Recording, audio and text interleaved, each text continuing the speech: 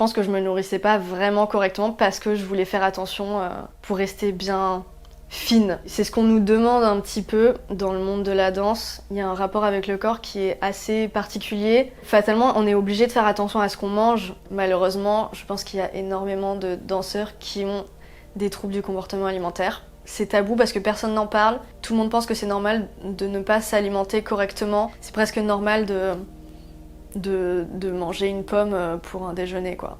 Toutes les filles étaient un peu, je pense, dans le même cas que moi. On se voit dans le miroir toute la journée en tant que danseur. C'est terrible parce qu'il y a des miroirs tout autour du studio de danse et forcément je me trouvais obèse. J'avais 19 ans et j'ai vécu une rupture amoureuse très difficile. J'étais vraiment très mal et c'est là que j'ai commencé à, disons, noyer mon chagrin dans la nourriture.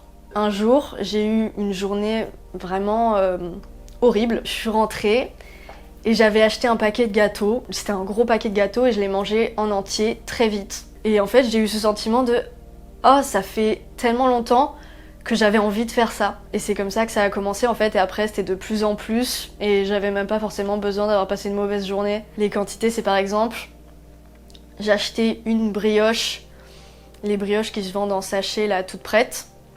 J'ai acheté un pot de beurre de cacahuète, un pot de Nutella, un sachet de cookies et genre du pain de mie. Je me sentais horrible au moment de passer à la caisse parce que j'ai l'impression de voir le jugement du caissier ou de la caissière de « Oh là là, bah dis donc ». Je rentrais chez moi, je me posais sur mon canapé et là, j'ouvre tout et je mange tout, mais vraiment, mais sans m'arrêter. Donc ça veut dire que ces quantités-là, je sais pas, en 15 minutes, il n'y a plus rien, quoi. Et le pot de Nutella, il est fini, le pot de beurre de cacahuète, il est fini. Il n'y a plus rien. Sur le moment, j'ai l'impression que mon cerveau, il était presque en off. Et juste, je mangeais. Et après, je me sentais très mal parce que quand tu manges beaucoup, en fait, c'est une sensation horrible dans le ventre. T'as le ventre énorme parce que t'as mangé super vite. Et il y a de la culpabilité qui s'installe. Ce que décrit Manon, ce sont des crises de boulimie. La boulimie, c'est un trouble du comportement alimentaire qui consiste à ingérer de manière compulsive et en très peu de temps une quantité importante de nourriture. Mais contrairement à l'hyperphagie, après ces crises, la personne boulimique va avoir recours à ce qu'on appelle des comportements compensatoires. En gros, pour compenser ces crises et rester à un poids relativement stable, elle va avoir recours à différents procédés, comme par exemple se faire vomir, utiliser des laxatifs, faire énormément de sport ou encore jeûner. Et je les ai un peu tous faits. Je me suis fait vomir pendant un temps, j'ai arrêté de manger, sauf que quand on est danseuse et qu'on arrête de manger, le corps il tient pas.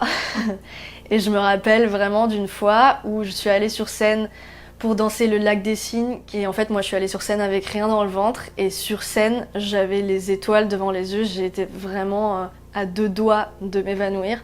Et je suis sortie de là et je me suis dit ouais, c'est pas le bon plan. Et donc après ça, j'ai compensé en faisant beaucoup de sport. Alors que déjà la danse, ça fait beaucoup de sport par semaine, même par jour. Et moi je rajoutais du sport chez moi, je m'étais inscrite dans une salle de sport où j'allais tous les jours, je faisais tous les trucs possibles pour me convaincre que j'étais en train de brûler des calories et que c'était bon comme ça allait pas se voir physiquement, que je mangeais beaucoup. À chaque crise je me disais, bon c'est la dernière. Presque je m'insultais moi-même dans ma tête d'avoir cédé à nouveau à la tentation. Et vraiment, il y avait des fois où j'essayais de résister, de me dire « Mais non, j'ai pas besoin d'aller au supermarché, c'est bon. » Et en fait, plus je résistais, plus la crise était forte. Enfin, je me détestais en fait. Ça m'a détruit ma confiance en moi, déjà que j'en avais pas énormément. Et j'avais l'impression que j'avais aucune volonté en fait. Je le rappelle juste au cas où, mais la boulimie, comme les autres troubles des conduites alimentaires ou encore les addictions, c'est pas une question de volonté, parce que ce sont de véritables maladies. Et c'est souvent après un déclic qu'on décide de se soigner. Le déclic de Manon, il est arrivé un jour où elle était sur YouTube et elle est tombée sur le témoignage d'une jeune femme qui parlait de sa boulimie.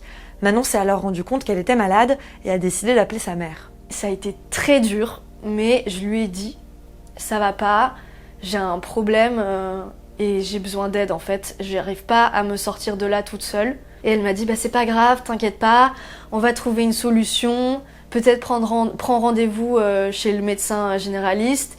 Je suis sûre qu'elle va pouvoir t'aider, donc c'est ce que j'ai fait. Et elle, évidemment, en tant que médecin, a très bien compris ce que je lui disais et c'est elle qui m'a dirigée vers un centre spécialisé qui m'a aidée à me sortir de là. J'ai vu une psychologue, j'ai vu un nutritionniste et j'ai aussi fait un traitement de stimulation magnétique transcrânienne. C'est un traitement qui consiste à envoyer des ondes électromagnétiques dans la zone du cerveau qui est stimulée au moment des troubles du comportement alimentaire.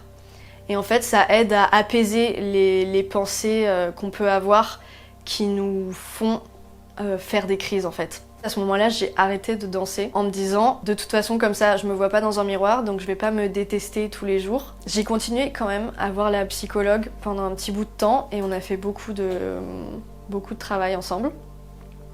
Et ça m'a énormément aidée. Au bout d'un moment, je me suis un peu gérée un peu plus toute seule donc j'ai continué évidemment à faire des crises, mais j'essayais en fait de pas culpabiliser après les crises et j'essayais de pas avoir les comportements compensatoires et en essayant de me dire bon bah tant pis j'ai fait une crise, c'est pas grave.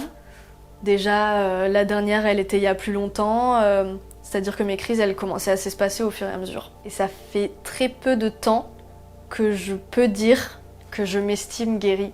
Je mange ce que je veux et je m'écoute et je pense que si on s'écoute, c'est un cercle vertueux parce que ton cerveau et ton corps va te dire ce dont tu as besoin. C'était un chemin très long et très progressif, mais à la fin, je m'en suis sortie. Si Manon s'en est sortie, c'est grâce à son suivi psychothérapeutique, mais aussi ses séances de stimulation transcrânienne.